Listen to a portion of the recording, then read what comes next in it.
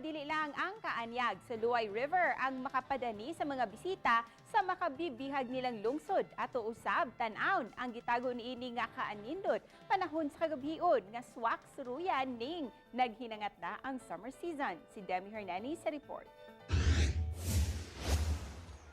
Mahimong masudong nimo ang kaanyag sa dakong suba apan luyo niini nagpahipi ang tago nga kaanyag sa kagabion tungod sa mga firefly nga mas naila sa atong pinulungan nga aninipot. Kini karon ang labing bag-o ug lahi nga adventure sa lungsod ang firefly watching. Hinuon gikinahanglang musakay og bangka. Samtang naglawig kini nga walay suga, masaksihan ang maanindot nga kahayag nga gikan sa mga aninipot. Daw susama kaanyag ang ilang kahayag sa mga Christmas tree. Sa mga punuan sa kahoy kilid sa Luay River, mao'y nagsilbing pinuanan sa mga aninipot. Human sa firefly watching, mahimong tapuson kini sa pagbisita sa Ati Tribe.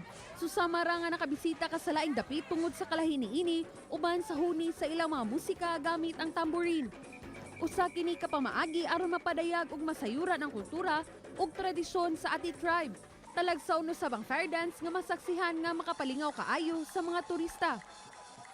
The firefly, welcoming and heartwarming, and for us to embrace what is really nature and wonder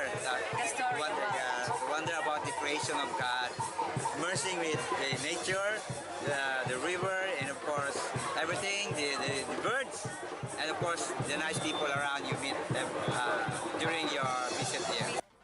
Ang Bohol usa sa mga bunda nga dapit sa rehiyon ug usa sa hinungdan nga nung dugukan ang lalawigan sa mga turista.